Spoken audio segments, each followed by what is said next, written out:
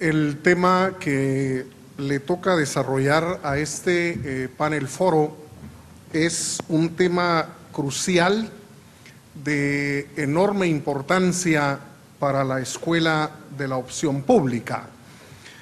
Los profesionales de las distintas disciplinas que se identifican con esta escuela han efectuado enfoques sobre cómo mejorar la eficacia y la calidad de la administración pública, yo diría desde tres ángulos importantes: desde un punto de vista moral, desde un punto de vista jurídico y, por supuesto, no se puede olvidar el punto de vista de carácter económico. De modo que estamos, podríamos decirlo así, en el corazón mismo de los temas que le preocupan a la escuela de la opción pública. La dinámica que vamos a utilizar es el planteamiento de tres preguntas. Cada uno de los panelistas que me acompañan tendrá en la primera ronda 3 minutos para responderla. Luego vendrá una segunda pregunta donde también cada uno de ellos tendrá 3 minutos. Finalmente, una tercera ronda con una tercera y última pregunta para la cual hemos dejado 4 minutos para cada cual. Luego de eso daremos oportunidad para que aquellos de entre ustedes que quieran plantearles alguna pregunta o efectuar algún comentario al respecto de las ideas que se habrán vertido, pues tengan la oportunidad de hacerlo. Muy bien, la primera pregunta que quiero plantear entonces a los miembros de este panel es: ¿cuál es su opinión sobre la calidad y la eficacia de la administración pública en Guatemala? Empezamos de aquí hacia allá. Bueno, muy buenos días. Les agradezco por este espacio. Realmente yo creo que para empezar a hablar de este tema, considero fundamental empezar por definir por los conceptos del mismo, ¿verdad? Porque si no encuentro de una forma razonable hablar sobre solamente eficacia de la administración pública, sino que también debemos hablar de la eficiencia de la administración pública. Obviamente, pues eficacia es cumplir con los plazos establecidos en la ley, es decir, que la administración pública pues logre de manera rápida efectuar sus propósitos, y la eficiencia es que lo haga de una forma bien hecha. O sea, que el fondo y la forma de sus acciones estén establecidas en la ley y en el marco jurídico, pero de una manera clara que pueda satisfacer a los contribuyentes. A lo que quiero llegar con esto es de que, en cuanto a mi opinión de la eficacia y eficiencia de la administración pública en Guatemala, yo sí considero que hemos tenido ciertos avances. Si lo vemos desde el sistema de justicia, pues podemos ver que nuestro Código Procesal Penal en el año de 1996 pues cambió obviamente de lo que antes era eminentemente escrito a una forma de oralidad. Obviamente pues no hemos llegado a una plena oralidad en los juicios penales, pero sí por lo menos hay una mucho más efectiva participación del Estado, y en cierto punto pues los procesos penales se desarrollan ahora mucho más rápido. A lo que quiero llegar con esto es de que lo importante es de que invertamos en nuestra administración de justicia. Obviamente hay un anteproyecto del Código Procesal General en el Congreso que se ha quedado en el sueño de los justos, en las cuestiones puramente civiles, donde es eminentemente escrito, y si pudiéramos ir a tribunales y darnos un paseo por los sinnúmero de pisos que tiene la torre de tribunales, podríamos ver que las perchas de expedientes que se trabajan en los procesos civiles, donde uno plantea obviamente sus pruebas y donde expone sus peticiones al juez, son columnas de papeles que han pues de alguna manera han hecho inoperante el sistema de justicia. Y yo sí creo importante que, si bien han habido ciertos avances, como es el Código Procesal Penal en cuanto a la oralidad. Sí hace falta mucho que hacer en cuanto al sistema de justicia y es importante que invertamos en él porque realmente la base de una gobernabilidad en Guatemala es que podamos tener un Estado de Derecho que sea eficiente y eficaz. Muchas gracias. Bueno, con respecto a la pregunta que se plantea, yo creo que es conveniente primero analizar. Yo desde mi punto de vista soy abogado y pues todavía no soy abogado, pero pronto lo seré, primero Dios, y siempre uno comienza analizando todo lo que es el marco jurídico de lo que pretende estudiar. Entonces, en este marco jurídico yo entiendo que realmente la administración pública de Guatemala está basada en criterios de descentralización y de participación ciudadana. Y creo que es a este punto donde quiero referirme. En cuanto a la descentralización, existen instituciones en Guatemala que van a dar origen a esta descentralización y que no han logrado jugar el papel tan importante que deben jugar. Por ejemplo, los municipios y las municipalidades. Alguien cuando me refería a esto me dijo que tal vez por mi corta edad no tengo la memoria histórica y que la municipalidad de Guatemala es un gran ejemplo de cómo una municipalidad ha logrado sacar adelante su jurisdicción territorial, el límite territorial al que se encuentra circunscrito. Entonces, realmente creo que la Municipalidad de Guatemala es un buen ejemplo. Sin embargo, no todas las municipalidades han llegado a lograr sus cometidos. Después hay otra figura que también es muy importante para lograr la descentralización y que a mi criterio tampoco ha funcionado, que son los consejos de desarrollo. Los consejos de desarrollo son entes que están llamados a crear políticas públicas que puedan funcionar y en la administración central. Entonces, en la medida que los consejos de desarrollo comiencen a funcionar como debieran y las municipalidades puedan también satisfacer las necesidades de una manera más directa en cada población, así irá siendo más eficiente la administración pública. Sin embargo, hay que analizar otro punto de vista. Cuando en una administración pública es poco eficiente, puede decirse que siempre hay un cierto desagrado al pago del tributo, pero una administración pública deficiente lo acrecienta aún más.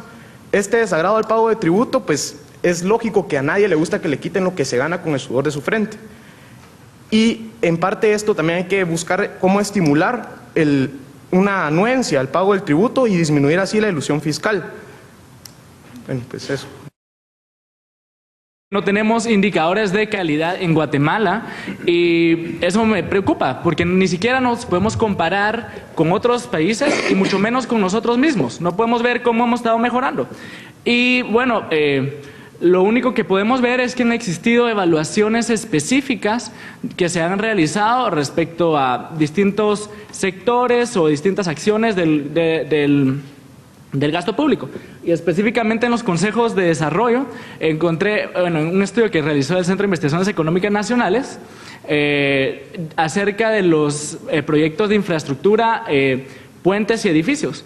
Y bueno, cuando voy a ver los resultados, lo que ellos trataron de ver era su grado de avance, su calidad de avance y qué tanto habían terminado las obras. Cuando voy a ver los resultados, el 52% de los proyectos, repito, carreteras, puentes y edificios, están en proceso. Un 24% de las obras están abandonadas. Oigan esto, de las que debieron completarse, solo el 41% estaban completas. Entonces, yo creo que ahí nos vamos dando una idea de qué tan bien está siendo eficaz el gobierno. Solo un 41% de las obras de infraestructura, sin meternos a hablar de si debiera de hacer esta obra o no debiera de hacer aquella obra. Segundo, cuando vamos a la comunidad o cuando el Centro de Investigación, el CIEN va a las comunidades y les pregunta a los beneficiarios, el 39% afirman que la obra se interrumpió. ¿Qué está diciendo esto? Realmente las instituciones que están ejecutando la obra pública no está siendo eficiente. Una obra que se interrumpe no lo es. El 44% afirmó que se atrasaron las obras. El 30% no garantizó calidad. ¿Sí?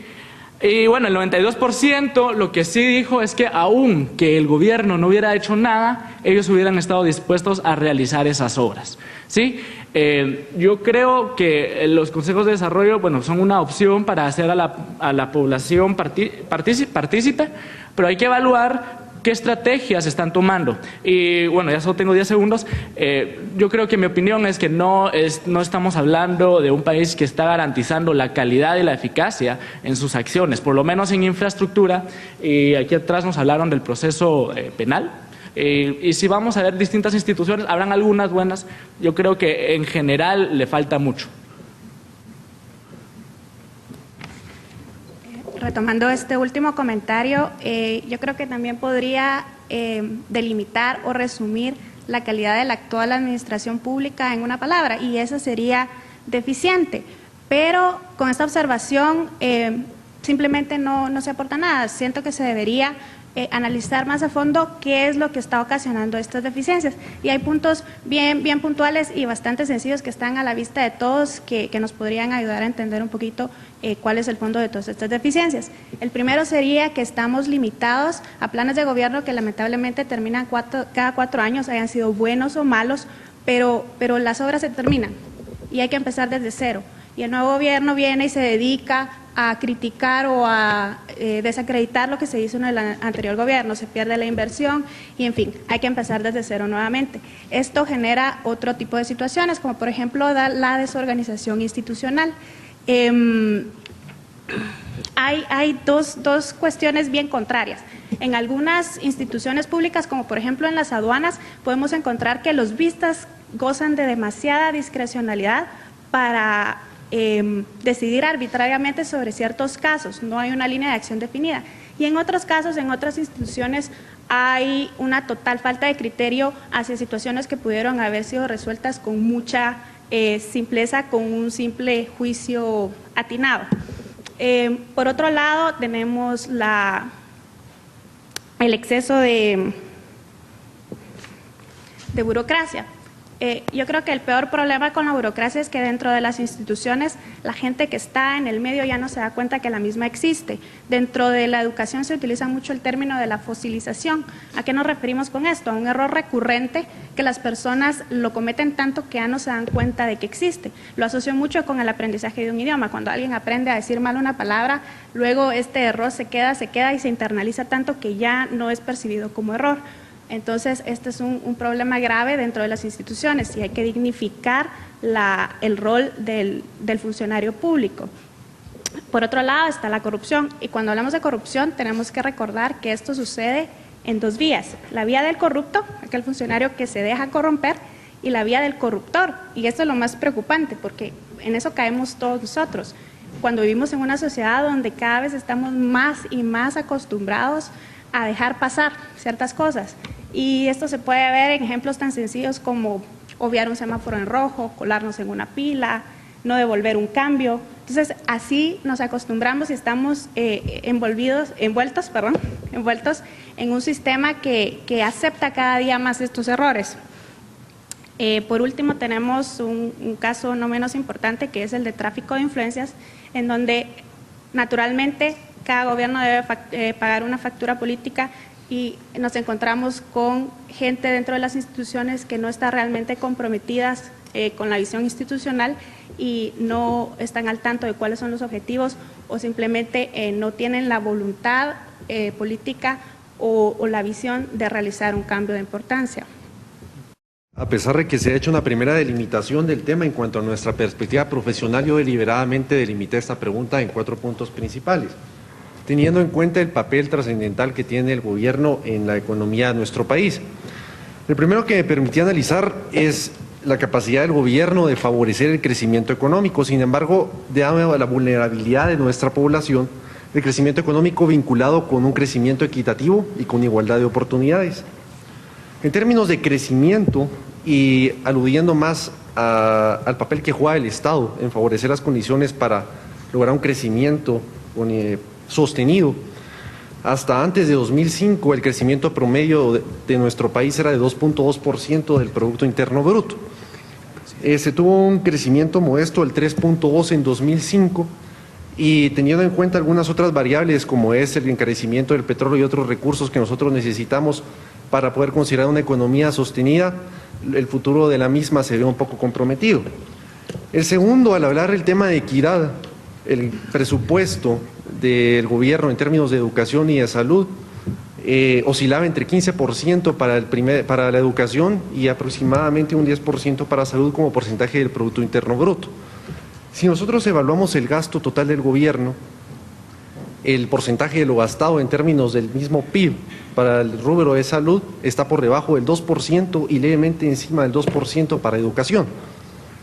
El segundo punto que quiero analizar es el tema vinculado con la cuenta corriente y el fomento de las exportaciones. Aquí nos encontramos con un exceso de burocracia en los términos para que los exportadores puedan mandar sus productos al exterior y una excesiva centralización de los procesos administrativos para favorecer las condiciones que permiten a nuestros productores llevar sus productos con sus compradores. El tercer punto tiene que ver con el fomento y el apoyo al sector de las microempresas, teniendo en cuenta las características de nuestra economía, donde el 75% de la misma es informal. Si no se tiene un adecuado manejo del déficit público como lo tiene nuestro gobierno, las tasas de interés se tienden al alza y por ende el crédito se ve encarecido. Por lo tanto, tampoco los procedimientos que se han tomado para favorecer a este sector han sido los idóneos. Cuarto punto y no menos importante tiene que ver con el manejo de las políticas ambientales. El 8% según el censo agropecuario de nuestro suelo es el único que se puede utilizar para actividades agropecuarias. Sin embargo, el 92% de actividad forestal en este país es alrededor del 8% que nosotros usamos para las mismas actividades agrícolas. Es decir, estamos explotando nuestro suelo para algo que no tiene vocación. Por lo mismo, considero el papel del Estado totalmente ineficiente o con un avance muy modesto. Gracias. Gracias por el espacio. En aras del tiempo quisiera, antes de responder a la pregunta, hacer algunas precisiones teóricas en función del documento que se nos facilitó para la discusión, que es de autoría de Friedrich Hayek. Yo creo que él en su disertación en el folleto habla de algo que me parece muy importante retomar, que es que el ser humano es el objetivo último de toda producción social. Toda institución, toda creación, toda producción, en definitiva, tiene como fin último el ser humano. Después creo que hay que entender que lo público, el sector público, tiene una racionalidad propia. No se puede analizar a lo público desde los parámetros que se establecen para el sector privado y no se pueden tampoco aplicar directamente los parámetros del mercado al sector público. Hay que tomar en cuenta también que dentro del sector público hay dos elementos importantes. Hay una estructura formal determinada por la ley y el marco jurídico vigente, y hay una estructura informal que muchas veces es más aplicable que la misma formal. Finalmente, la línea que voy a tratar de mantener durante todo este debate es el fortalecimiento institucional. En aras de la pregunta, en aras de responder a la pregunta, considero que en nuestro sistema público aún estamos movidos por una fuerte estructura que es dominada por estancos de poder. En este país, cualquier persona que pertenezca al sector público tiene la capacidad de, en su área de trabajo, generar un espacio de poder donde él es el que genera dominación. Eso, de alguna u otra forma, genera algunas falsas fisonomías al Estado. Yo creo que el Estado no es el problema el Estado en sí mismo, sino más bien aquellos que conforman ese Estado y que llegan al Estado, construyéndose por lo que podríamos decir en buscadores de renta. Y si no, tenemos un ejemplo con el actual gobierno que tiene un tinte eminentemente empresarial, con una lógica dominada más por el sector privado, pero la estructura del Estado se ha mantenido. O sea, podemos identificar que han habido sesgos hacia la búsqueda de rentas por aquellos que han cooptado el Estado en el actual periodo administrativo. Después podría decirse que la fisonomía del Estado guatemalteco no es gratuita. O sea, nuestro Estado no es por generación espontánea. El modelo de nuestro Estado no nace de la nada, sino que representa intereses bien definidos que se han ido sucediendo y que de alguna forma hacen del Estado lo que es actualmente: un Estado ineficiente, un Estado discriminador, un Estado racista, un Estado con una serie de elementos que no son gratuitos, que tampoco podría decirse que son de generación espontánea. Quisiera hablar, por ejemplo, en el tiempo que me queda, del tamaño de nuestro Estado. Nuestro Estado, según la Flaxo, en un estudio reciente que hacen, solamente ocupa el 22.4% de la población económicamente activa, incluida en el sector formal. No es un Estado inmenso, pero sí considero que el espacio de poder que generan los funcionarios públicos en sus áreas de trabajo es lo que ata de manos al Estado, independientemente de la lógica que lo esté dominando. Muy bien, después de haber escuchado estas respuestas, tenemos que pasar a una segunda pregunta obligada en la lógica de esta discusión. La siguiente pregunta es: ¿qué consecuencias tiene una administración pública ineficaz y de pobre calidad?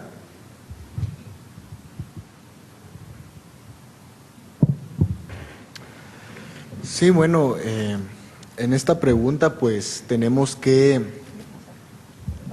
ponernos a pensar en cuán eficientes son las instituciones públicas que tenemos actuales. Al hablar de instituciones públicas, quisiera referirme en un ejemplo concreto al Congreso de la República. Realmente los problemas que se dan dentro del Congreso de la República no es porque los congresistas sean seres malvados o seres súper extraordinarios. Simplemente los problemas que se dan en el Congreso de la República es porque los congresistas no tienen límites en su actuar, ni tampoco tienen sanciones directas que hagan que de cierta manera piensen 2 o 3 veces antes de emitir una ley o antes de ejercer una presión por algún grupo o sector que los esté de cierta manera inmiscuyendo en actos ya sea de tráfico de influencias o operaciones ilícitas. Mucho se ha hablado de congresistas relacionados a temas con el crimen organizado, el narcotráfico, pero lo más importante es que como no existe un límite real, lo que está sucediendo es que el propio Congreso está destruyendo nuestro sistema democrático, porque al no tener límites el Congreso de la República, lo que está generando son que grupos de presión o grupos de interés capturen al Estado. Y esta captura del Estado se ve a través de promoción de leyes que obviamente favorecen a unos, pero perjudican a otros, porque no se crean leyes de carácter general, abstractas e impersonales, sino que se crean leyes para favorecer a grupos determinados. Esto se da de forma partidaria dentro del Congreso de la República, y es importante que veamos la manera, y bueno, más adelante quisiera proponer unas ideas que tengo para limitar esta arbitrariedad o este exceso de libertad que tienen los congresistas, porque sí creo que al no tener límites, no solo en el Congreso, sino que en cualquier institución del Estado, lo que crea es un modelo autoritario, que si bien nos regimos bajo un modelo democrático, estamos propiciando, pues no tal vez el autoritarismo por una persona como se dio en épocas pasadas bajo gobiernos dictatoriales, pero sí estamos cayendo en dictaduras de grupos de presión. Y entre más crece el Estado, mientras más abarca instituciones que son de índole privado y que la administración pública no tiene por qué tener alguna injerencia, más se crean los grupos de presión y entonces generan más intereses que coactan o hacen ineficiente la administración pública.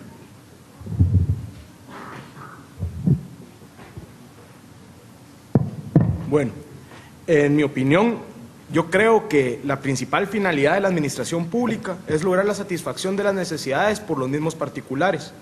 Es en este sentido que quiero hacer ver que una administración pública ineficiente produce varias consecuencias que limitan esta participación ciudadana. En primer lugar, una administración deficiente en la que los funcionarios administrativos son corruptos o no se desempeñan en ejercicio de sus labores con la debida diligencia, genera corrupción, desconfianza y debilitamiento institucional. Esto lo que logra, a final de cuentas, son bajos niveles de inversión que van a redundar en toda la economía nacional y van a poner un límite a lo que puede ser una fuente de trabajo o incluso una fuente de satisfacción en necesidades desde un punto de vista más individual. O sea, los primeros que tenemos que satisfacer nuestras necesidades somos nosotros, como personas, mediante nuestro trabajo. Y luego, todo lo que tiene que hacer la administración pública es desarrollar las circunstancias necesarias para que podamos desarrollar nuestros fines. Ese es el fin último del Estado. Después hay otro problema que me gustaría analizar. La administración pública también puede ser deficiente cuando limita esa capacidad por su mismo crecimiento desproporcionado y comienza a absorber funciones que en principio le corresponderían a los particulares. Esto lo que hace es que impide que el hombre se desarrolle conforme a su naturaleza, que es la capacidad de autoperfeccionarse. Entonces, son los dos problemas que yo miro que puede generar una administración pública poco eficiente. Bueno, desde el punto de vista que yo lo abarqué, el económico, básicamente yo vi 3 consecuencias, pueden tener más, las 3 principales que yo he observado. Uno, las instituciones del gobierno ante una mala administración pública o una ineficaz o de pobre calidad pierden confianza. Mancur Olson habla de las instituciones como procesos generadores de confianza. Y pensémoslo, si la institución del gobierno que se llama municipalidad me falló en el periodo 0, en el periodo 0-1 yo no voy a confiar en ella.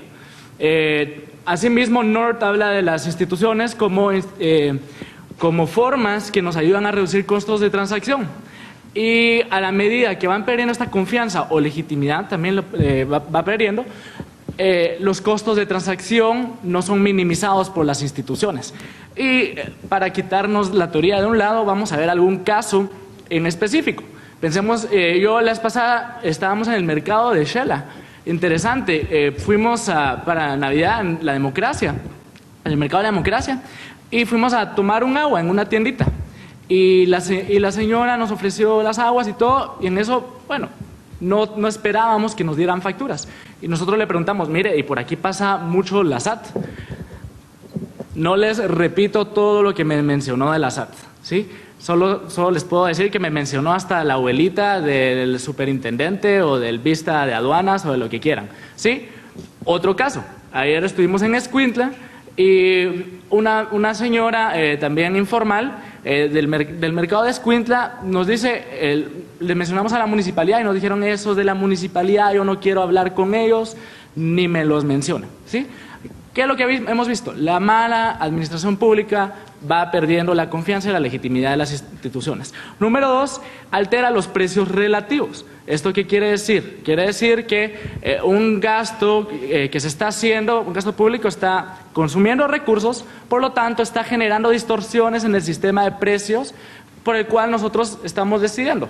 Y un ejemplo de esto en Cobán. Estábamos en Cobán, vamos al mercado y nos vemos que el gobierno está, bueno, otro ejemplo mejor se me ocurrió, la vivienda. Los proyectos de vivienda consumen X cantidad de material de construcción. ¿Y qué es lo que está pasando? Como están demandando una mayor cantidad de materiales de construcción, están empujando los precios de construcción para arriba, ¿sí? Entonces, yo que no estoy siendo facilitado por algún programa del gobierno, sin embargo, tengo que pagar un precio más caro por el gasto del gobierno. Y si el gasto es ineficiente, está haciendo este cambio de precios relativos de forma ineficiente, redundante, perdón. Y lo número 3, el pleno uso ineficiente de los recursos o el costo social, como lo llama Harberger. Estos recursos que el gobierno utiliza no se están utilizando en los fines que son prioritarios. ¿Por qué debiéramos de hacer una carretera que está, por qué deberíamos de pavimentar la Roosevelt y no el periférico? ¿Por qué deberíamos de hacer una carretera en el norte y no en el sur? Y si aún así lo hacemos, es de mala calidad, básicamente estamos haciendo un uso ineficiente de los recursos.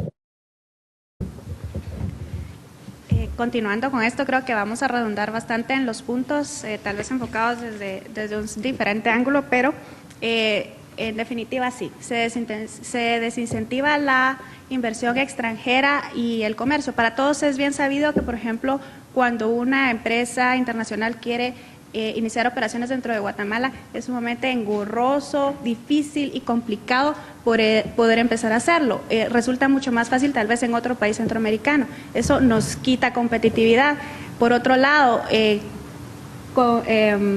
continuando con el comentario del compañero acá al lado, para los pequeños empresarios guatemaltecos, cuando desean importar o exportar, se ven seriamente desilusionados cuando se encuentran con graves pérdidas económicas en cuanto a exportaciones. Por ejemplo, pierden un contenedor completo de producto perecedero por un fallo administrativo que pudo haber sido solucionado fácilmente. Este tipo de situaciones van frenando nuestro crecimiento. Segundo, nuevamente mencionando la mala utilización de los recursos que tenemos. Plazas fantasmas, puestos que se ocupan con 3, 4, 5 personas que hacen exactamente lo mismo, o un proceso que tarda varios días en el escritorio de un funcionario o varios días en el escritorio de otro funcionario. Las cosas no avanzan por la mala utilización de los recursos, cuando una persona podría perfectamente ocupar o hacerse cargo de las funciones de varios puestos, por citar un ejemplo cualquiera. Y el tercero, que sería el más triste, es la falta de confianza nacional en la función pública, en la gestión del gobierno.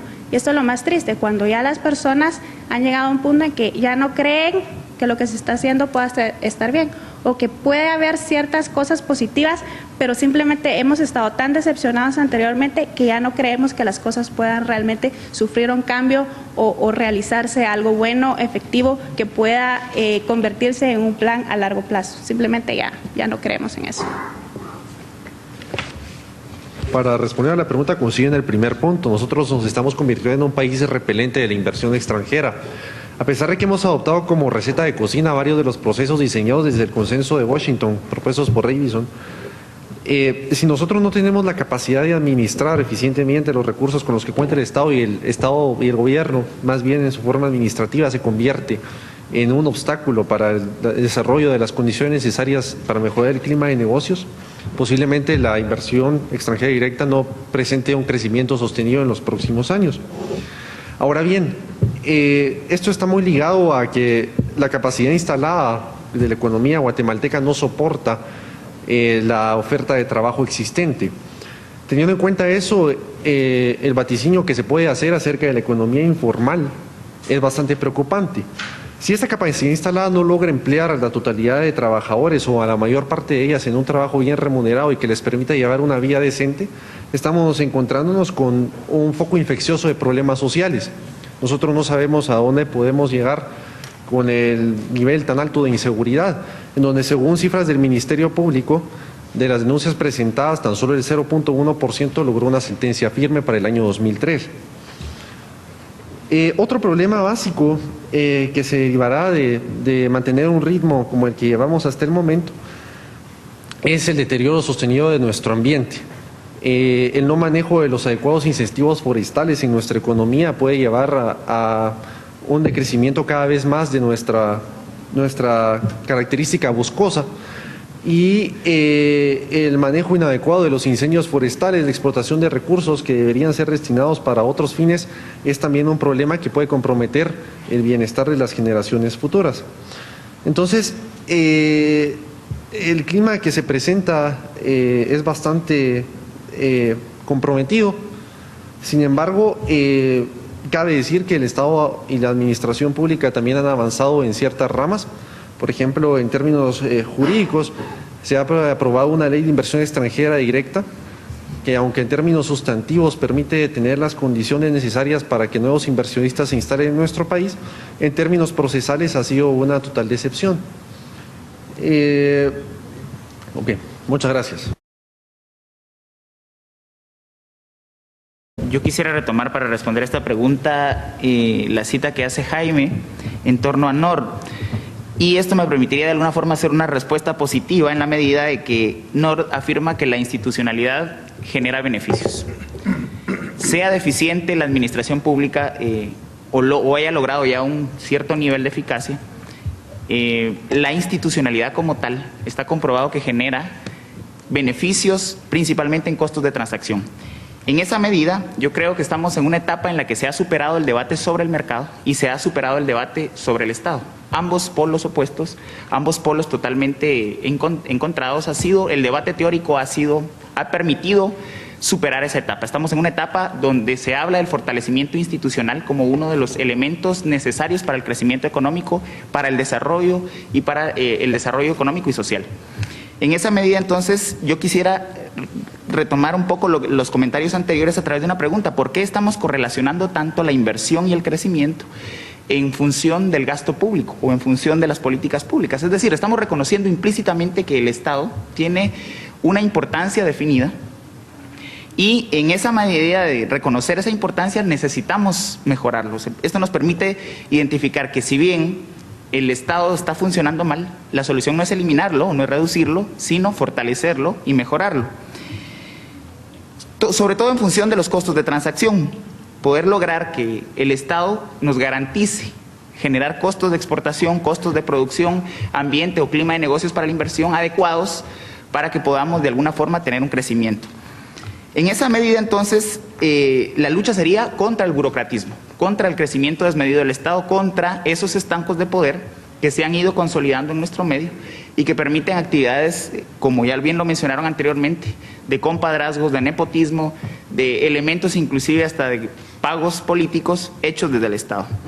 En esa medida yo creo que la pregunta nos guía de que la administración pública bien encaminada puede generar más beneficios que el proceso contrario de reducción. De alguna forma está comprobado en el actual debate teórico en torno al fortalecimiento institucional desde la perspectiva de norma. Muy bien, entramos a la última ronda de respuestas.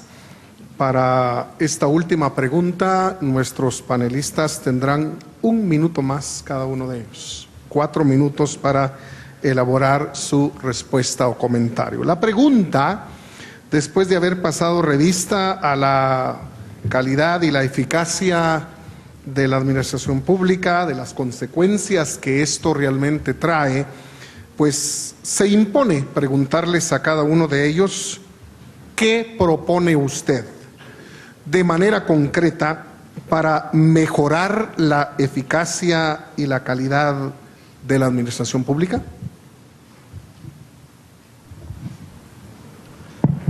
Bueno, de forma concreta y muy puntual, yo sí quisiera mencionar a la Corte de Constitucionalidad. La Corte de Constitucionalidad, como un poder del Estado, es una limitante a los congresistas, al Congreso de la República. Sin embargo, como está hoy en nuestro ordenamiento jurídico, la Corte de Constitucionalidad tiene muchas deficiencias. Una de ellas sería el problema del antejuicio, que quien quita el antejuicio de los magistrados de la Corte de Constitucionalidad es el Congreso. Entonces ahí hay una relación de intereses entre magistrados y congresistas que sí debería ser cambiado. Otro punto importante es en cuanto a los magistrados suplentes. Estoy en contra de los magistrados suplentes y creo que sí deberían haber 10 magistrados pero titulares. Esto para que en la medida de a la hora de presentar un recurso ante la Corte de Constitucionalidad por cualquiera de las instituciones públicas o de los particulares, no se vean afectados intereses entre un abogado litigante que a la vez es parte y juez en lo que se refiere a la Corte de Constitucionalidad. Pero sí veo efectivo y de manera clara que la Corte de Constitucionalidad sí sería un freno a la arbitrariedad y al desprestigio que hoy nos merece el Congreso de la República. Muchas gracias. Bueno, primero quiero decir que debe entenderse por una administración pública eficiente. El fin de la administración pública es lograr el bien común, que en definitiva debe entenderse como el conjunto de circunstancias necesarias para lograr el desarrollo integral de todas y cada una de las personas que componen la sociedad. Es así como en primer lugar resulta que para lograr una administración pública eficiente debe promoverse la dignidad de la persona, así como el desarrollo de aquellas expresiones sociales a las que las personas dan vida espontáneamente, que inician con la familia, que se erige, como bien dice la Constitución, en génesis primario y fundamental de la sociedad, pues es en ella donde se inculcan los valores fundamentales que dan origen a la sociedad, incluyendo también a todas aquellas organizaciones económicas, políticas, profesionales, que en definitiva componen el tejido social. Esta promoción de la dignidad de la persona y de las organizaciones que voluntariamente forma lleva a considerar que no debe la administración satisfacer aquellas necesidades que por sí solas pueden estas satisfacer. Me refiero a las personas y a las organizaciones antes mencionadas. Es así como aparece el principio de subsidiariedad como protector de las personas frente a los abusos de instancias sociales superiores, instando a estas últimas a convertirse en colaboradoras de los particulares y de las instancias intermedias en la realización de sus tareas. La negación de este principio da como resultado el limitar y a veces anular el espíritu de libertad de iniciativa inherente al hombre, convirtiéndose así el Estado en un estorbo inoperante más que un instrumento para satisfacer necesidades y como una carga para los ciudadanos. Es así como la aplicación de este principio lleva necesariamente a valorar la descentralización y el fortalecimiento de gobiernos locales como eje centralizador para lograr una eficiente administración pública, pues infiere de este principio la necesidad de encontrar soluciones a problemas sociales en orden ascendente, iniciando por el individuo y terminando por la administración central. Ante esto surge también la necesidad de estimular la participación ciudadana, pues es esta una característica principal del principio de subsidiariedad y un deber que todos hemos de cumplir de modo responsable con vistas al bien común, iniciando esta participación en el cumplimiento del deber ordinario de cada ciudadano, el trabajo, pues es este el modo primario de lograr satisfacciones de necesidades propias y de los demás. Es así como el cumplimiento del deber ordinario de cada ciudadano llega a satisfacer necesidades de forma individuo-individuo, contrario a lo que se piensa que usualmente es administración-individuo. Y en último caso, en la debida intervención de la administración, mediante la concientización del servidor público de que lo que está prestando es un servicio. En este contexto es que se debe lograr una participación ciudadana solidaria, siendo la solidaridad la determinación firme y perseverante de empeñarse por el bien común y por tanto virtud rectora del orden social.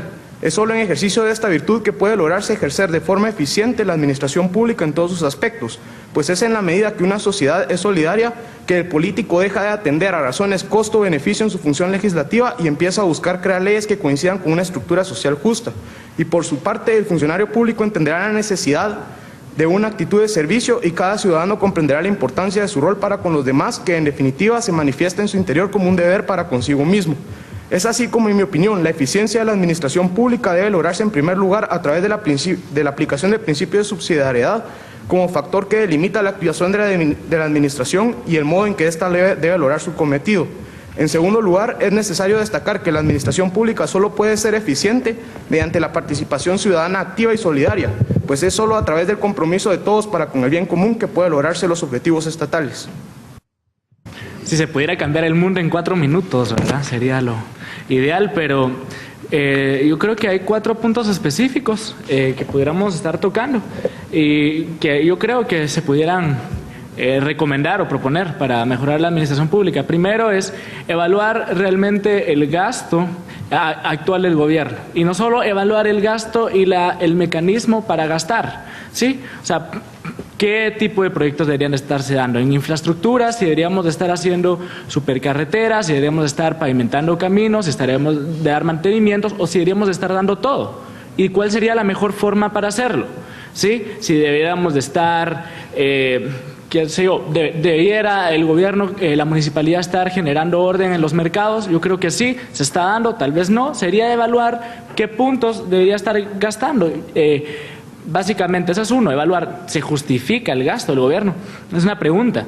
Número 2, necesidad de descentralización. Si nosotros ya justificamos que se debiera gastar en X o en Y cosa, deberíamos de buscar una necesidad de descentralización. ¿Por qué?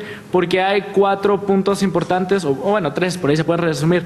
Uno, hay un problema de conocimiento, si lo quieren ver a nivel público, porque el gobierno central no va a saber cuáles son los problemas que se van a estar dando en la comunidad X en el altiplano, ¿sí? Yo creo que a nivel municipal se puede dar se puede tener un mucho mejor conocimiento, pero debemos de evaluar cómo se está ejecutando actualmente. Por ejemplo, hoy actualmente hay una transferencia constitucional que se le está dando a las municipalidades del gobierno central. ¿Cuál es el incentivo allí para que el alcalde de las municipalidades genere una mejor calidad de gasto? No hay, simplemente él está recibiendo un flujo constante de parte del gobierno central, entonces no le interesa traducirlo, el incentivo se resta para traducirlo en obras a sus comunidades. El siguiente también se habla de las bases, debemos de retomar al individuo como la base de nuestro enfoque. ¿Sí? O sea, cuando nosotros estamos hablando del gasto público y cuando se habla de educación, si quieren verlo así, estamos hablando de los niños. Realmente estamos hablando de José en Quetzaltenango o en Huehuetenango, ¿sí? Un niño en específico. No podemos olvidarnos que hacia allí es donde va focalizado el gasto. Y número 3, evaluación del gasto público. Como comencé platicando anteriormente, no hay ningún indicador que nos pueda decir qué tan eficiente o qué tanta calidad tiene el gasto público. Entonces, ante tal ignorancia o ante tal incertidumbre no vamos a poder tomar las mejores decisiones. O sea, y esta va de la mano de la primera. Si se justifica el gasto, bueno, pues debemos evaluarlo. Y la última, una de las más importantes, reducir las barreras del comercio y de la competencia. Yo creo que uno de los diagnósticos aquí dados, la economía informal asciende al 75% de la PEA, y el otro estudio de Flaxo, que no lo he visto, era un 22.5%, no sé si de la PEA o del PIB, o no estoy seguro, pero el punto es que eso lo que nos está diciendo es de que el Estado nuestro está perdiendo legitimidad. Las barreras a la competencia por parte del Estado son altas porque no están operando en instituciones formales, sino en instituciones informales. Entonces debemos de limitar esas barreras. ¿Por qué las personas no contratan empleados de forma formal? Perdón la redundancia. Porque, por ejemplo, miremos las grandes empresas. Miremos, por ejemplo, Telefónica. Miren las tarjetas prepago. ¿Quiénes las distribuyen? ¿Sí? Entonces estamos viendo que debemos de eliminar las barreras al comercio, a la competencia y al trabajo. Gracias. Cada dependencia gubernamental deberá pasar por un proceso de reorganización, reestructuración en búsqueda de que se fomente la carrera institucional dentro de cada institución sin caer en la fosilización de los funcionarios. Es decir, si se espera que realmente el funcionario público cumpla con un objetivo o preste un servicio o se dé cierta atención de calidad, entonces no se puede pretender esto sin que se les capacite constantemente y sin que se retome la importancia del funcionario, porque ya hemos caído en el concepto de que el funcionario es una persona perezosa, improductiva, etcétera, etcétera. Entonces se debe dignificar su rol y tratar de que esto mejore. Por otro lado, debería existir una fiscalización social verdadera. Esto se podría solucionar, ambiciosamente hablando, con un proceso de e-government que realmente abarque toda la parte administrativa del gobierno para que realmente haya control y fiscalización por parte de cualquier persona. Algo similar a lo que se está iniciando con el proyecto de Guatecompra, solo que en un ámbito bien específico. Luego, ¿qué motiva a las personas a cometer actos de corrupción? Están dos cosas. Una es la posibilidad de cometer el acto, que siempre va a estar ahí. Y la segunda es la falta de sanciones reales, sanciones que de veras hagan pensar dos veces a las personas antes de cometer estos actos ilícitos. Y por otro lado, no nos podemos quedar estancados en procesos de hace 20 años. La globalización y los movimientos económicos, los movimientos de mercado nos demandan mayor optimización de los recursos, mayor dinamismo. Entonces debemos tratar de empezar a cambiar este sistema que se ha quedado bastante estancado en el pasado. Y por último, por utópico o idealista, fantasioso que parezca, me gustaría pensar que de veras a esta generación nos ha tocado, se nos ha pasado la batuta de realizar un cambio social de importancia, y esto solamente lo vamos a hacer mediante una visión clara de lo que queremos hacer, y al no dejarnos presionar, no dejarnos, ¿cómo decirlo?, no dejar que ciertos intereses particulares desvíen nuestro camino de nuestro objetivo final, que debería ser la construcción de un mejor país, en definitiva. Gracias. Primeramente quiero decir que estoy de acuerdo con las instituciones que publican anualmente o trimestralmente estadísticas en no publicar un indicador de calidad de la administración pública, porque la calidad es subjetiva y varía de país a país según sus necesidades. Para mí una administración pública de calidad sería una que contuviera los siguientes ingredientes, que también parece receta de cocina y los ingredientes parecen obvios, pero como dijo un pensador muy sabio, a veces las cosas son tan obvias que pasan desapercibidas. Primeramente quisiera decir que es necesario priorizar el gasto en educación y salud. Mejorar el capital humano de los individuos es fortalecer sus condiciones para emplearse en mejores empresas y para favorecer también las condiciones necesarias para atraer inversión extranjera directa. Segundo, tiene que ver con la mejora de la recaudación fiscal, el manejo del déficit público, con eso lograr un ritmo menos creciente de las tasas de interés y también luchar por obtener un sistema fiscal menos regresivo que el que se tiene. No parece justo que el 60% de la recaudación fiscal total se lleva gracias al impuesto al valor agregado, siendo un impuesto indirecto y que genera un sistema tributario totalmente regresivo y no progresivo. Otro punto tiene que ver con la capacitación directa del Estado para fortalecer el sector de las microempresas. Ningún microempresario, y la mayoría de ellos, se ha quejado en diferentes encuestas realizadas por el Banco Mundial acerca de la carencia de programas de capacitación continua para llevar sus negocios y sus actividades en el día a día de la actividad económica. Y también, muy importante, como punto final, consideraría que es necesario manejar políticas de incentivos forestales, buscar nichos de mercado que tengan que ver con el comercio de la madera, romper barreras culturales en torno a las actividades agrícolas y de esta cuenta asegurarnos que los recursos con los que tenemos, si bien son escasos, por lo menos tendrán un margen de vida superior al que en algún momento como el de ahora íbamos a pensar. Muchas gracias.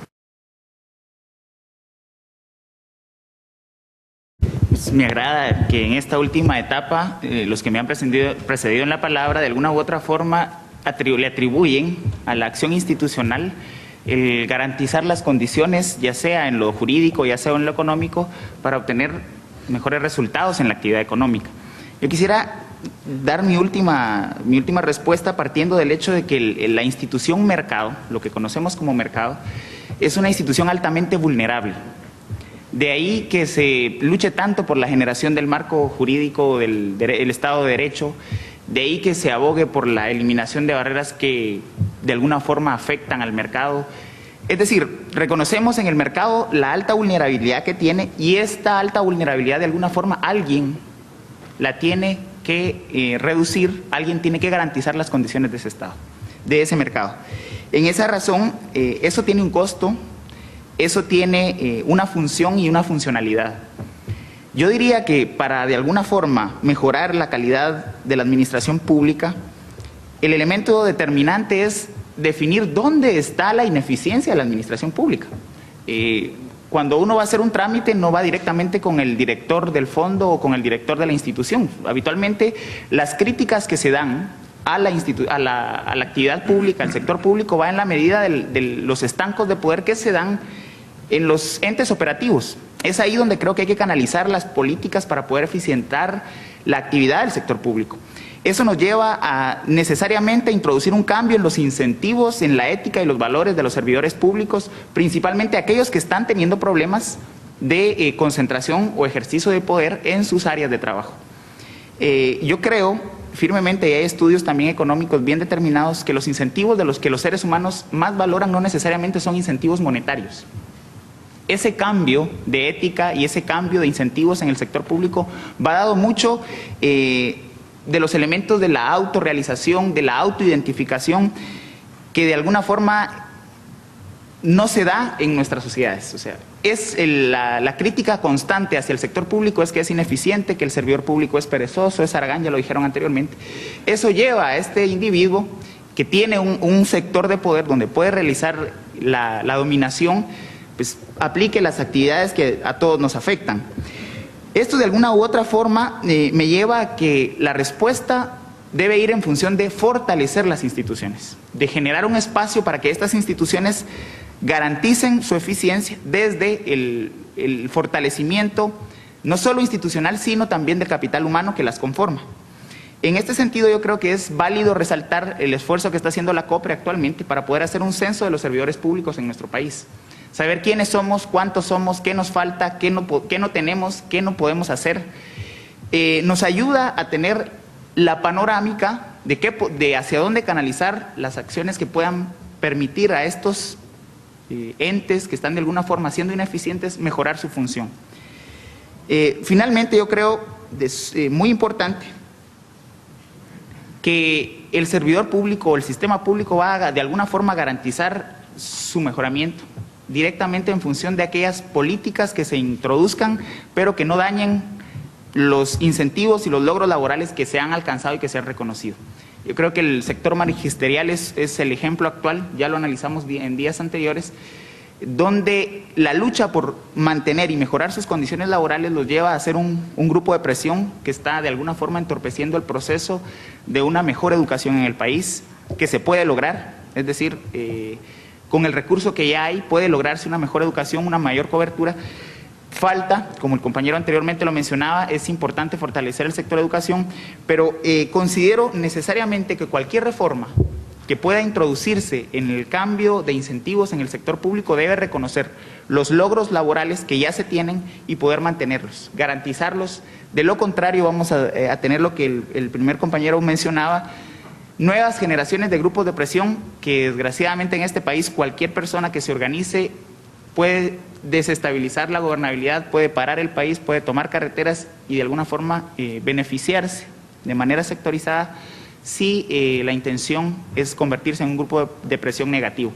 En esa medida, entonces, finalmente yo quisiera cerrar con que no podemos esperar empresas exitosas, ni mucho menos inversiones exitosas, en contextos sociales en el cual las instituciones son fracasadas y los niveles de vida son depauperados. Es necesario generar un crecimiento económico que vaya de la mano con el desarrollo económico y social, que le permita a las nuevas inversiones tener incentivos, no solamente jurídicos, no solamente de seguridad, sino principalmente de que la población a la cual va a servir esté capacitada para absorber las mercancías que se producen. Muchas gracias. Muy bien, llega el tiempo y la oportunidad para que algunos de ustedes puedan plantear preguntas a los panelistas, ya sea desde un punto de vista general, para que cualquiera de ellos responda, o de manera personal, aludiéndolos a ellos por nombre. Yo no creo que el mercado, el mercado del gobierno pueda ser separado de ninguna forma porque ambos están dirigidos por las mismas personas. El problema de eficiencia se debe a incentivos. ¿Cuál es el incentivo en la administración pública? Mis incentivos son ser eficiente. Yo tengo un presupuesto fijo y mi incentivo es que si no lo gasto todo, el año que viene me lo van a quitar. Mi incentivo no es saber cuál es la opción más barata, cuál es la mejor calidad, ni nada de eso. ¿Y qué pasa en el mercado? En el mercado mis incentivos son a ser eficientes. Si no uso bien mis recursos monetarios, me los quitan, entonces me quedo en la calle. Entonces yo quería que por favor profundizaran en la parte de los incentivos, porque realmente podemos hacer un montón de reformas institucionales y todo lo que se les ocurra, pero si el sistema de incentivos perversos sigue de fondo, no se va a generar ningún cambio. Y es que no es que los políticos sean malos o sean personas haraganas ni nada, sino que simplemente los sistemas de incentivos no están alineados para que ellos sean eficientes. Continuando tal vez en esa línea, uno de los generadores de esos incentivos que ustedes han mencionado muy claramente son los grupos de presión. ¿Qué soluciones, gracias por ser así de tantos diferentes puntos de vista, va a ser una muy buena respuesta, qué soluciones expondrán ustedes para quitarle el poder a los grupos de presión? Y solo antes de que tengan el incentivo de decir que la democratización, solo quiero decirles una cosa, la democratización, por ejemplo, en Estados Unidos, desde que se empezó en la década de los 70, vino a arruinar esto, porque ¿quiénes se benefician de eso? Las minorías organizadas, porque no es el pueblo en sí el que va a ir a tomar ventaja de esta democratización, porque antes de la democratización de los Estados Unidos de los 70 habían solo unas decenas de grupos lobby. Al par de años, cuando se empezaron a democratizar y a transparentar, hubo miles, y hoy hay decenas de miles de grupos lobby. ¿Cómo van a contrarrestar todo esto? Y solo una pregunta, esta sí es directa para el señor Fernando Díaz. ¿Cómo un impuesto que es neutro, que es fácilmente recaudable, que es justo, que no afecta los precios relativos, es mejor que un impuesto injusto que ataca a la productividad, ataca a la inversión que ataca a la generación de impuestos, a la generación de empleos, perdón. Para retomar lo que decía en la primera pregunta, yo creo que yo estoy directamente de acuerdo, y esa es la propuesta básica que yo planteo, el cambio de incentivos en el sector público. Mi experiencia laboral me tiene con un pie en lo público y con un pie en lo privado. Trabajo en investigación para lo público y para lo privado. Y mi lucha en el instituto público para el cual investigo es específicamente eso. Uno llega y la gente no la van a despedir tan fácilmente, le van a generar un proceso administrativo que puede durar 5 o 10 años. Primero salen las autoridades que inician el proceso y la nueva autoridad no le da continuidad y a la larga se entronizan en el espacio ese de poder que generan. Entonces, esos incentivos yo creo que van muy de la mano, la propuesta que yo hago es que van muy de la mano de incentivos que no son monetarios, que son principalmente de reconocimiento. El servidor público es un ente altamente criticado, con una remuneración muy baja, poco competitiva, y de esa medida genera espacios donde él recibe beneficios que no necesariamente son formales, sino que se sirven de las estructuras informales.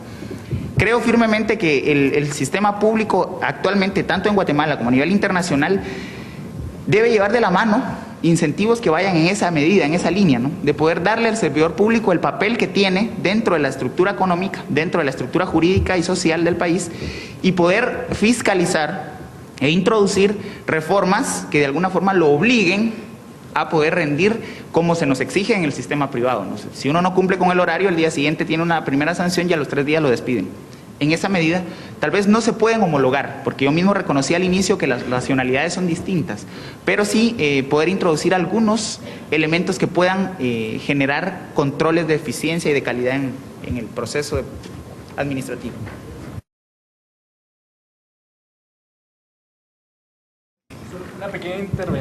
Una pequeña intervención respecto a la primera y la segunda. La primera, por supuesto, los incentivos, el sistema, las instituciones que tenemos generan cierto incentivo para tener los resultados que nosotros tenemos. Y bueno, y posiblemente, si así es el proceso, lo que debemos de evaluar es cómo se crean estas instituciones. O sea, creemos que un legislador sentado en la Torre de Marfil debe ser la persona que más conoce sobre, por ejemplo, cómo legislar. O deberían de darse las instituciones públicas deberían de generarse a través de un proceso centralizado. Yo creo que eso es, yendo a la segunda pregunta, lo que genera un incentivo a los grupos de poder, ¿sí? Y Gordon Tullock, está bien, hay un costo social por la existencia de los grupos de presión, y Gordon Tullock lo que hace ver es que ok, ya no solo es el costo social que Habermas nos habla, sino todo ese proceso político que involucra gasto de recursos ineficientes, lo que hace distorsiones severas en la economía de un país. Por lo tanto, yo creo que debería de haber un cambio en la forma en la cual se conciben las instituciones públicas, de un nivel centralizado en la cual el legislador es el que cree que todo lo sabe, hacia un proceso en el cual se van generando a partir del individuo.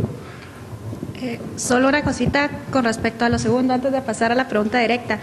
Con respecto a los grupos de presión de intereses particulares, se debería tratar de fomentar un poco más los sistemas de frenos y contrapesos, pesos y contrafrenos, para que realmente exista una oposición, pero una oposición concienzuda, no una oposición con saña, ¿verdad?, de que no lo voy a dejar hacer, sino una posición de que, bueno, ¿qué podemos hacer de veras para que esto funcione?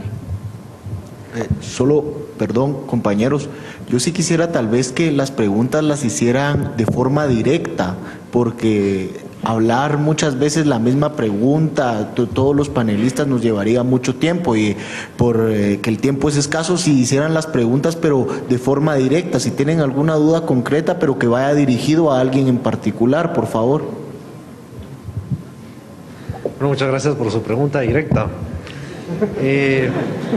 Yo me permito llamar al impuesto al valor agregado un impuesto injusto, porque es un impuesto al consumo. No es lo mismo para una persona que tiene un salario mensual de 1.900 quetzales pagar el 12% de lo que consume, que para una persona que tiene un ingreso promedio mensual de 30.000 quetzales que paga el mismo 12%. Debido a que el IVA es un impuesto que tiene menos problemas de recaudación, nosotros hemos llegado a tener una tasa una recaudación total del 60% gracias a este impuesto. Sin embargo, teniendo en cuenta que aproximadamente el 57% de nuestra población vive en condiciones de pobreza, es decir, con ingresos menores a 1.900 quetzales mensuales, anuales, el impuesto tiende a ser más injusto para mi criterio, ¿no? Luego usted me habla de que el impuesto directo, en este caso el impuesto sobre la renta, es un impuesto que castiga a los entes productores. Yo quisiera que comparar el caso de Noruega, en donde el ISR llega a tasas de 40%, y pregúntese usted si Noruega es un país subdesarrollado o no. Entonces, no sé si entendí la pregunta, pero a mi criterio, las escalas del impuesto sobre la renta, este impuesto directo, deben de ser reformuladas. Quizá las escalas de tributación que se manejan no son las adecuadas, pero pienso que es un reto de las autoridades tributarias, de las autoridades públicas, mejorar el sistema de recaudación y hacerlo un poco más amigable para todos los consumidores, ¿no? Buenos días. Mi pregunta va dirigida hacia el señor Jaime Díaz, ya que considero que este panel ha propuesto únicamente dos soluciones específicas que no hemos escuchado en veces anteriores.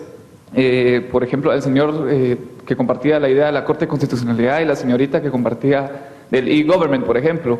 Pero quisiéramos hacerle un reto a los panelistas. Si pudieran responder una solución específica, tal vez con números, y si no tienen los datos, pues darnos un ejemplo tal vez de alguna reducción o algún índice, ya que considero que todos sabemos que se debe estimular la participación, se debe hacer una reforma fiscal, se debe evaluar el gasto, pero queremos saber más o menos cómo específicamente. Gracias. Bueno, pues básicamente el tiempo nos limita, y sí es cierto, con números. Yo lo que quisiera hacerles ver es, ahorita los números que estoy empapados un poco es el empleo, y creo que es el sector posible más representativo de nuestra economía, ¿sí? Tenemos una pega de 4 millones de personas, están manteniendo al restante 8 millones de personas, ¿sí? Una población económicamente activa. Sin embargo, esta población económicamente activa, el 75%, se encuentra fuera de las normas que el gobierno contempla, por lo tanto es informal.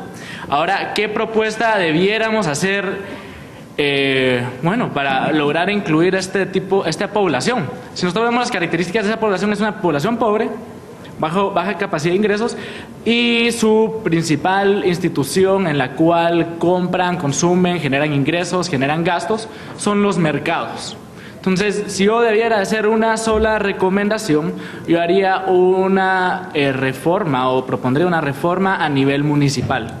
¿Y a qué obedecería esa reforma? Uno, eliminar el financiamiento que actualmente el gobierno está haciendo a través de una transferencia constitucional a las municipalidades, porque eso genera un incentivo perverso para los alcaldes, ¿sí? Número dos, proponer sistemas de comunicación y proponer sistemas de evaluación ciudadana de los alcaldes, porque no es posible que el gobierno centralizadamente decida qué hacer. Les voy a poner un ejemplo práctico. Fuimos a Cobán, una señora tenía en su mercado un baño público. Ella vendía camisas, no fue rentable, pero sí le fue rentable meter unas duchas, un par de inodoros, y le iba muy bien. Incluso cobraba el doble que el baño municipal. El baño municipal cobraba 1 quetzal, el baño de esta señora cobraba 2 quetzales, ¿sí? ¿Qué pasó? La municipalidad empezó a perder clientela porque era de muy mala calidad, etcétera. ¿Y qué creen que hizo la municipalidad o el alcalde? Le trató de quitar su puesto y adueñarse del baño, ¿sí? Ese tipo de cosas no se pueden tolerar, ¿sí? ¿Por qué? Porque no hay derechos de propiedad sobre ese espacio. Y esa persona está dando un beneficio que es socialmente aceptado, que es moralmente bueno, y se le impidió trabajar, ¿sí? Entonces ese tipo de cosas no se pueden aceptar. Y si nosotros queremos tratar de focalizar hacia la población más necesitada, yo creo que lo que deberíamos de hacer es evaluar cuáles son los mecanismos que las municipalidades están adoptando respecto a derechos de propiedad y respecto a políticas municipales. Sí, y bueno, ahí reduciremos un 75%, no el 75%, porque es imposible tener cero economía informal, pero una gran parte de eso. A mí me gustaría hacer ver 2 o 3 puntos que creo que no estoy del todo de acuerdo. La asignación constitucional que se hace a las municipalidades, yo sí creo que es necesaria. Y el problema no radica en el incentivo perverso que pueda generar en la persona. El problema radica en que para la persona esa asignación presupuestaria sea un incentivo perverso. Y quiero aclarar que por más leyes que hagamos, por más incentivos que creemos fomentar, si no cambia la persona, es imposible que se logre una administración pública eficiente.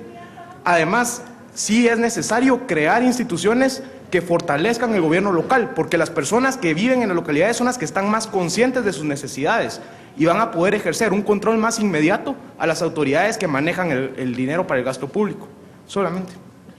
Muy bien, voy a agradecer a las personas que están en fila en aras de aprovechar los últimos 8 minutos que nos quedan, que hagan cada uno su pregunta uno tras otro y luego vamos a permitir que alguien de aquí del panel se encargue de responder a alguna de ellas, por favor.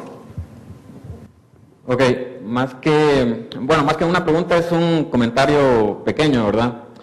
En cuanto a hablar de administración pública, nosotros dejamos por sentado que es necesario que exista administración pública, ya que, no sé, quizás desde la época primitiva, que quizás no se tenía instituciones que dirigieran a toda una comunidad, no ha existido desde ese tiempo. Es necesario que exista la administración pública.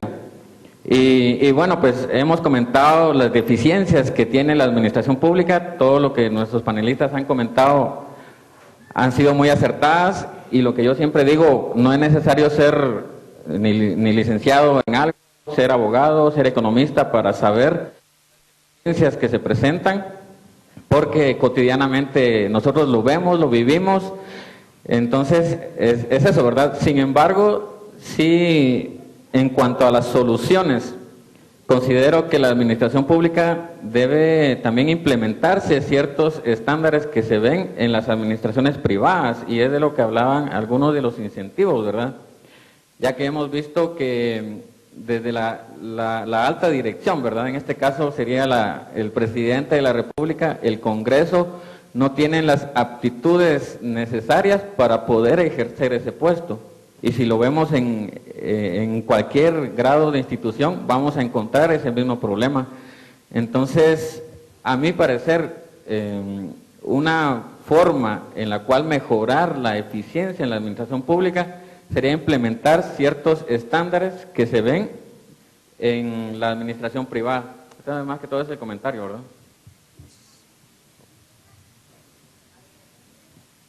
Buenos días.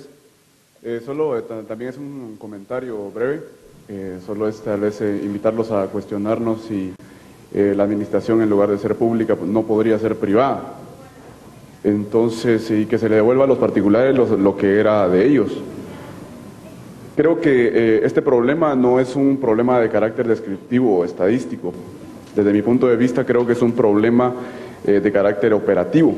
Y yo creo que uno de los presupuestos para que sea un problema de carácter operativo y que pueda darse de solución, creo que la ley es un presupuesto muy bueno para discutir. Pienso que la ley como institución puede comportarse de 2 formas. La primera, como un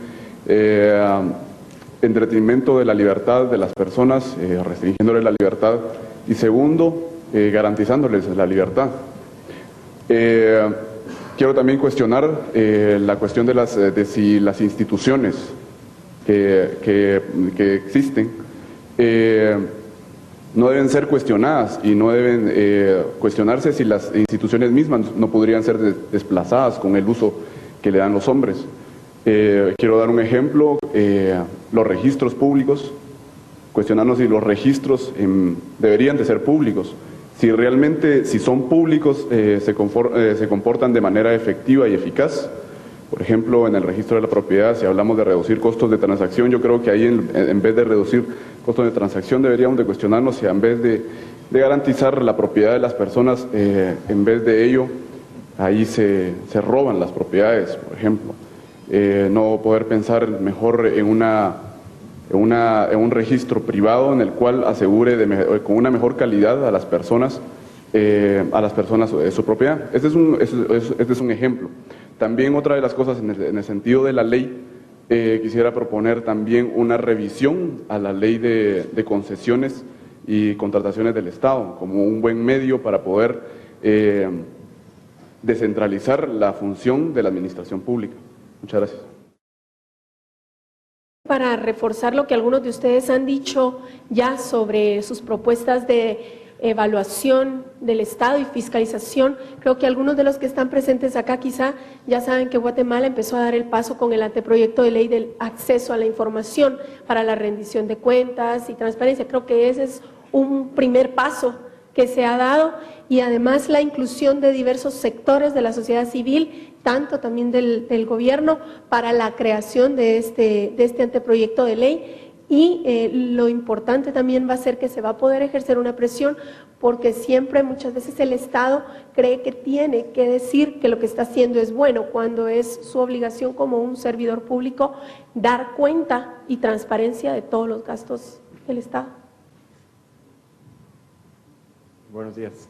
Mi pregunta va dirigida en forma particular a Carla Mejía y a Cristian Castillo. Sin embargo, esperaría que se sientan en la libertad los demás panelistas en responder la pregunta. No hay pregunta sin razonamiento, entonces voy a mostrar mi razonamiento y luego mi pregunta. Algunos de ustedes mencionaron, ustedes dos en particular, puntos que me llamaron la atención.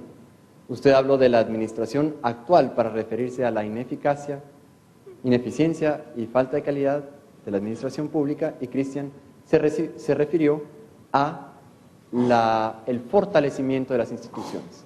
La pregunta es entonces, ¿se asocia la falta de calidad y de eficacia, eficiencia y eficiencia a las autoridades administrativas que tenemos, a los funcionarios de turno?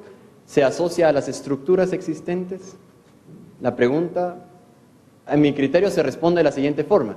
Si la asociamos a las autoridades y funcionarios que tenemos de turno, la solución la tenemos nosotros como votantes y la tenemos nosotros como ciudadanos involucrándonos.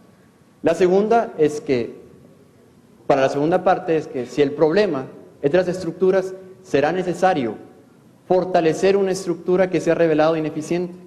¿Por qué hago la pregunta? En el caso de las estructuras particularmente. Pensemos en el Estado como una vasija, siendo nosotros el alfarero. ¿Qué hacemos si nuestra vasija tiene un problema? ¿Le ponemos un parche o construimos una nueva? Muchas gracias. Bueno, secundando lo que dijo Jorge, mi pregunta va específicamente a Cristian Castillo. Estaba mencionando que se debería fortalecer e incrementar lo que es el radio de gobierno. Mi pregunta es, ¿este fortalecimiento y este crecimiento debe ser físicamente y burocráticamente o debe ser en efectividad y en eficiencia del gobierno? Y yo razono esto, ¿por qué? Porque al final de cuentas, sí, el Estado son personas, pero esas personas están bajo una estructura, y esa estructura siempre la crean las personas, pero usted dice son las personas que tenemos que cambiar. Pero al final las estructuras y los incentivos están dados. Y al final, si nosotros tratamos de fortalecer, ya sea de incrementar el poder del gobierno, que a mi juicio puede estar incorrecto, porque al fortalecerlo el daño puede ser mayor, y el poder de los grupos de presión tradicionales y los que ya tienen poder puede ser más dañino. No sé cuál es su opinión. Muy bien, la última. Haciendo una analogía ahí a la ley de Némesis, de que todo tiene dentro de sí mismo inmerso el germen de su propia destrucción.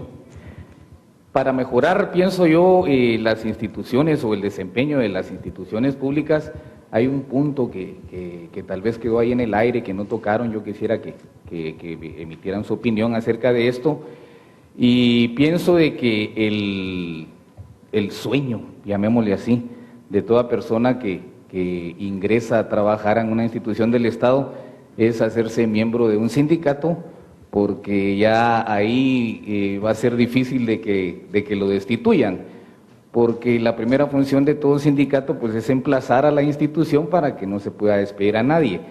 Pienso que la calidad del recurso humano no es la mala, sino el desempeño del recurso humano es el malo, apoyado, es una opinión personal, por este tipo de instituciones que que lejos de ir en beneficio de la colectividad, siempre van los intereses personales de alguien, y en detrimento de la calidad del desempeño del recurso humano. Va a la general, alguien que la quiera responder, pues su opinión, ¿cómo podríamos mejorar esta situación? Bien, lamentablemente hemos llegado ya al tope realmente del tiempo que teníamos disponible. No vamos a dar más tiempo a respuestas. A la hora de almuerzo podrán intercambiar por ahí sus puntos de vista. Así que de mi parte, gracias a los panelistas y